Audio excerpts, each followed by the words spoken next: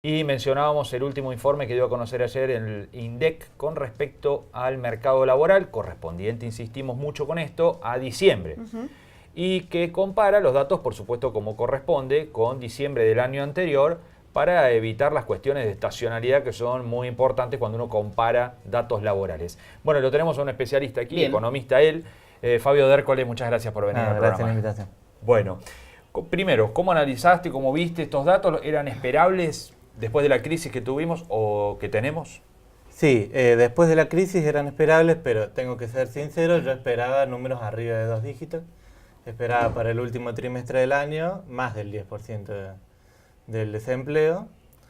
Pero bueno, en fin, obtuvimos un valor que está en sintonía con el resto de los trimestres del año. Si ustedes se fijan, primero, segundo, tercero y cuarto trimestre del año para todo el país da alrededor de 9%, 9,3%, Sí. 9,5%, distintos valores ahí cercanos. Y bueno, y eso a mí me sorprende porque en general la serie de desempleo es volátil en Argentina, sube y baja, es un serruchito, y este año ha estado planchada, digamos, en ese valor. Alrededor del 9%. Claro, eso me lleva a pensar una especie de reacción de la economía bastante extraño y que los analistas, por lo menos a mí, nos desconciertan, pero que uno encuentra cierta explicación en el sentido cual, que la crisis nos está pegando mucho más por precio que por nivel de empleo. O sea, hay unas consecuencias sobre el nivel de empleo claras. A nivel nacional hay casi 100.000 empleos que se destruyeron. Sí. Eso significa que hay 260.000, casi 300.000 personas desocupadas, pero eso ocurre, adicionales, ¿no? Sí, no en total, más. Eso ocurre por el mero aumento de la población, que es lo más grave, digamos, de todo esto, que llevamos tantos años, salvo pequeñas mejoras y caídas, de estancamiento con volatilidad. 7, 8 años. Sí, fácil. Desde del 11. En la ciudad de Río Cuarto, después de la crisis del 2009, Claro. tuvimos una pequeña recuperación, pero estamos prácticamente en los mismos niveles. De la crisis mundial de la subprime. Sí, Claro, 2008. desde ahí que no hemos Que además logrado romper esa estructura del desempleo cerca del 10%. Claro. Pasamos ligeramente, 2011 un poquito, pero en 2012 ya empezamos a perder otra vez, que bajamos. Sí. Y durante el 2017, estamos comparando los datos del cuarto trimestre de 2018 contra el 2017. 2017, que fue el mejor año, digamos, de la época de Macri, que en Río Cuarto dio un número absurdo de desempleo del 5%, Sí. que era claro que no era tan bajo así, pero no importa, era bajo. Hemos vuelto, digamos, y estamos estancados ahí en ese 9, casi 10, de hace mucho. Pero lo más importante de esta crisis es la inflación, ¿no? Tenemos que tener presente que Eso es acá, lo más grave. y lo que más desgasta y lo que más pobreza genera. Hay dos maneras de generar pobreza: por pérdida de empleo, Claro. o por aumento de precio y pérdida de poder adquisitivo. En este momento, el grueso de la pobreza es generada por pérdida de poder adquisitivo. Y el crecimiento de la población y las nuevas generaciones que se van sumando al mercado laboral van quedando desocupadas. Ese es el problema. No Más se que la generan- cantidad de puestos que te pierden, es Claro. que no se crean los puestos necesarios para Claro. acompañar el crecimiento de la población. Para los nuevos que se van sumando al mercado no hay puestos nuevos. ¿Y qué pasa con esa edad prolongada en el mercado también laboral, ¿no? Porque las personas trabajan hasta más años ahora Sí. también. Sí. Tampoco, o sea, sería otro modo de incrementar la masa de trabajadores, Sí, ¿no? sí, pero es cierto que eso dificulta a las personas más jóvenes, o sea, acceder a un trabajo. No se liberan los No, puestos. no se liberan los puestos, pero no creo que todavía en estos datos estemos Estén. viendo un efecto de eso Está todavía. bien. Porque si no, no tenemos cambios significativos sobre la tasa de inactividad. Claro. ¿Cómo es un poco el contexto a nivel internacional, lo que es la región? Países como Bolivia, México, Guatemala tienen índices bajos de desocupación, hay mucha informalidad, pero bueno, hay que ver un poco las estadísticas. Y comparando un poco si esto se puede traducir con la cuestión europea, ¿no? Con los países que se quieren ir de la Unión Europea y demás. ¿Hay alguna correlación entre una cosa y otra? ¿O es bastante... no hay analogía al respecto? La única interpretación que puedo hacer en ese marco es que el mundo es cierto que está viviendo una época muy complicada en materia, digamos, de crecimiento económico. El mundo en general se ha volcado y cada vez parece que va a estar más sesgado hacia el conservadurismo político y hacia la derecha, digamos, económica, hacia el capitalismo de amigos y, ¿se entiende? Y proteccionismo.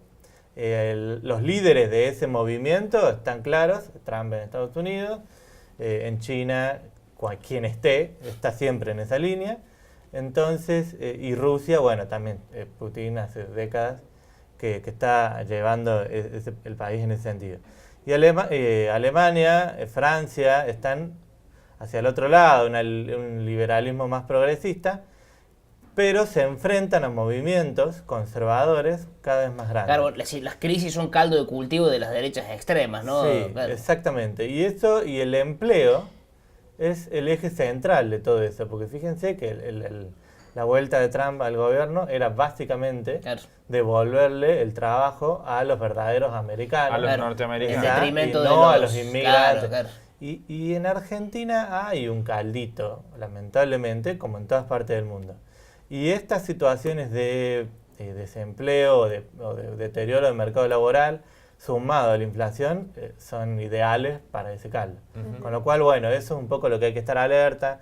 Como especialistas hay que, o como docentes, en mi caso me toca, digamos, no la bajada de línea, pero sí explicar a la sociedad que el enemigo no son los venezolanos, por ejemplo, que están llegando a Argentina y que son los que nos roban los trabajos. Caso víctimas, Acá hay un problema económico, estructural de la Argentina que no puede salir de esa cuestión y que por lo tanto estamos teniendo pérdidas de empleo. Todavía no vemos en los números el efecto de movimientos migratorios en América Latina, ni crisis internacionales y demás. Lo que sí es cierto que no despega Argentina en parte por esta crisis. De hecho, la crisis del año pasado no es, a diferencia de otras crisis, por ejemplo, de agotamiento de stock de producción, de carne o de lo que sea, el año pasado lo que nos pasó es una terrible crisis financiera, fruto de estas guerras económicas, comerciales, más cuestiones internas. Pero si no hubiese pasado el contexto internacional, Argentina no lo hubiese pasado tan mal. Algo tan viejo como la distribución de la riqueza, de lo cual se habla hace no sé cuánto, 200, 300, cuántos años, pero no se puede combatir ahí. Que la India va a ser, si no me equivoco, la sexta economía del mundo hoy, va a ser en 50 años la principal economía más fuerte del mundo, y tiene 400 millones de analfabetos siquiera. Y los que viven en la línea de la pobreza, ¿no? ¿Cómo se puede desatar ese nudo histórico de toda la vida? Y de esto vamos a ir hablando, hasta que el mundo sea mundo, ¿no? Paradójicamente, lo que ha pasado en los últimos 15 años en el mundo es una reducción de la desigualdad. Lo que ocurre es que hay distintas maneras de medirla.